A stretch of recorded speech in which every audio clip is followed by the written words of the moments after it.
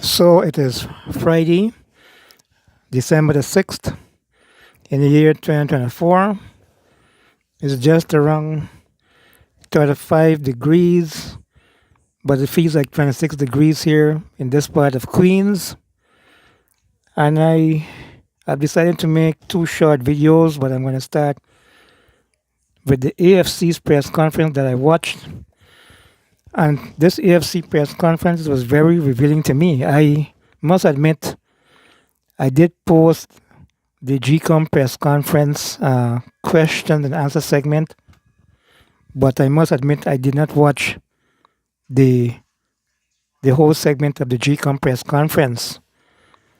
And after hearing the AFC leader Nigel speaking, I decided I had to go back and look at that press conference as to why the opposition parties want Claudette Singh to resign, despite the vice president saying that there's settlement conditions for next year's elections.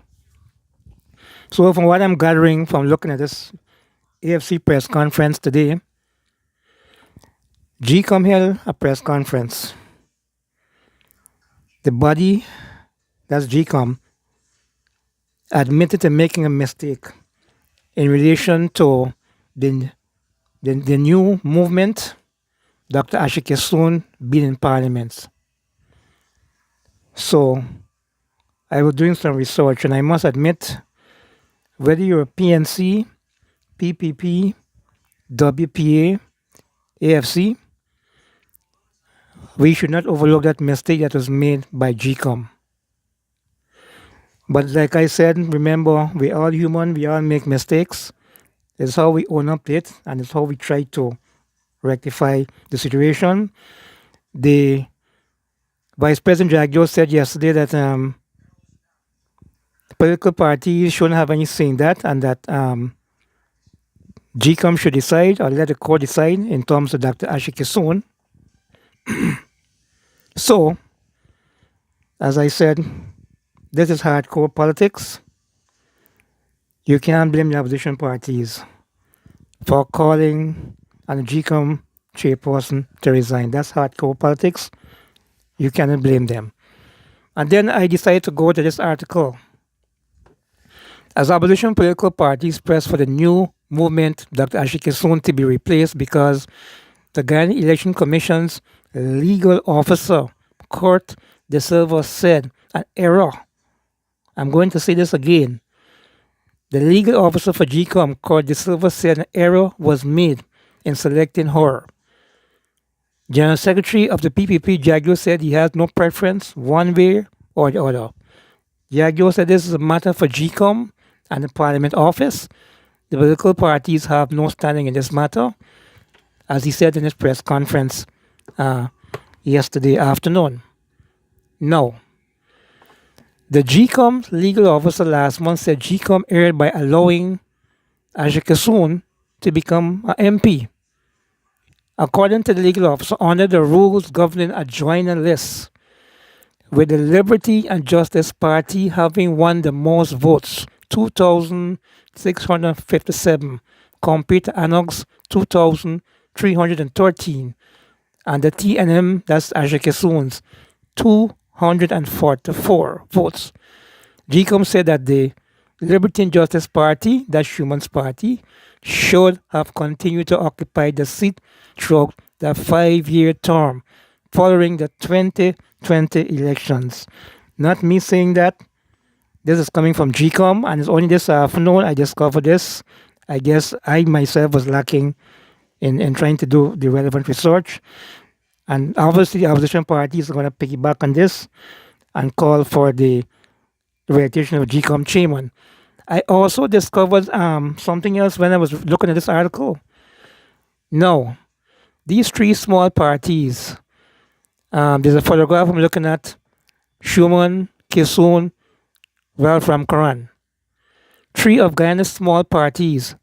Remember, this is before the elections. They came together and made an agreement.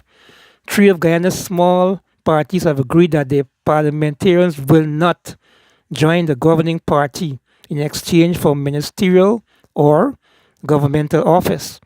In a memorandum of understanding, a new, let's say, ANOG, Liberty and Justice Party, and a new movement agreed that they will not give a minority government a majority.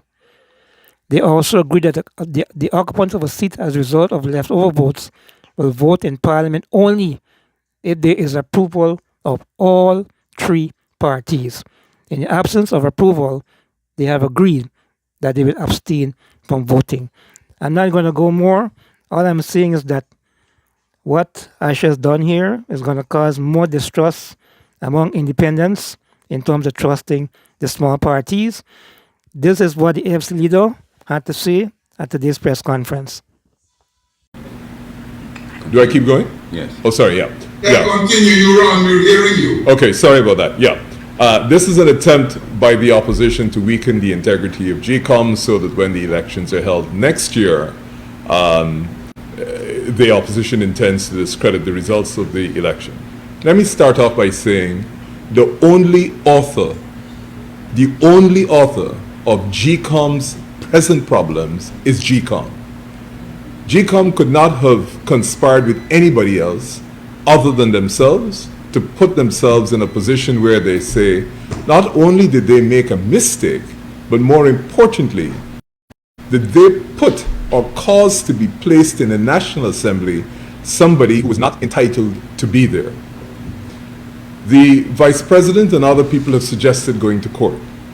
You go to court where there's a contest, where there's some opposing positions. As far as I know, there is no opposing position. Nobody is saying that Asha Kissoon should be in the National Assembly. I don't even think Ms. Kissoon and her 238 votes or 244 votes is saying that she should be in the National Assembly. So where you have the electoral authority saying very clearly that the person who is sitting in the National Assembly ought not to sit there, and that they are the sole cause of her being there, I'm not sure what we're going to court to do. We cannot become, or afford to become, the laughing stock of the Caribbean, where we have in our midst a parliament, National Assembly, in which there are people who are sitting there who are not supposed to be sitting there. The electoral authority has specifically said they're not supposed to be there, and we don't have the mechanism to remove them. In most societies, it wouldn't reach that stage. From the time the electoral authority said, this person is not entitled to be there, most societies, that person would resign immediately. But not in Guyana. That doesn't happen. ANOG, in its press statement earlier this week, chronicled a series of mistakes made by Gcom over the past 4 years, commencing with the issue of allowing persons with dual citizenship to sit in the National Assembly, and culminating in their admission of their gross error and expressed a lack of confidence. The only person who is expressing anything looking like confidence in Gcom at this stage is the People's Progressive Party. ANOG has clearly expressed its disappointment. The People's National Congress a long time ago have been calling that call, and we last week, upon this admission of error by Gcom, have said that it is not possible, it is not tenable for Ms. Singh to remain in that position.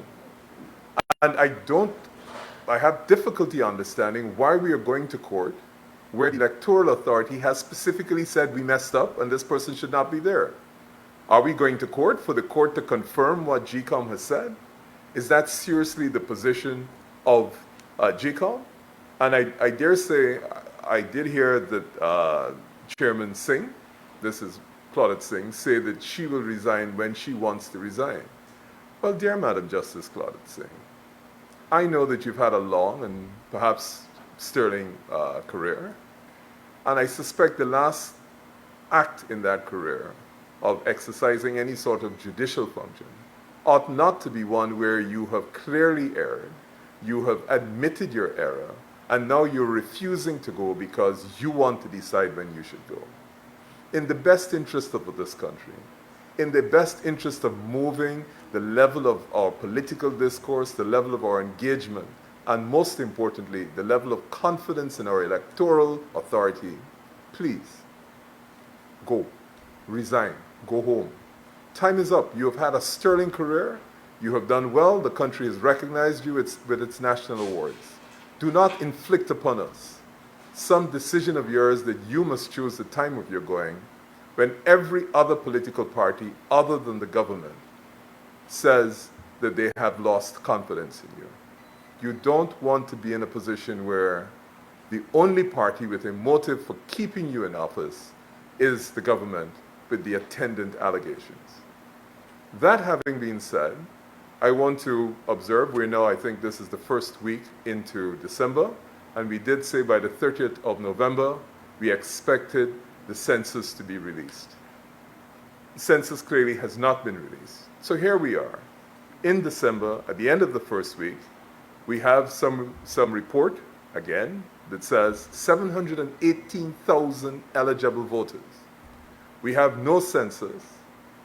We have no information on the number of persons who should be on that electoral register. We have strenuous objections to biometrics. And now we have the authority which was responsible for interpreting the law to determine who should sit in Parliament, admitting that they made a colossal error. You couldn't ask for better ingredients for the perfect storm for next year. And I plead on behalf of the citizens of this country, let us at least get the electoral process right. Let us get the preparation for the electoral process right so that we don't start off with all of these difficulties. And the first step in that process is that, of course, we would have to identify who are the persons who are likely to replace Ms. Singh as chairperson of Gcom.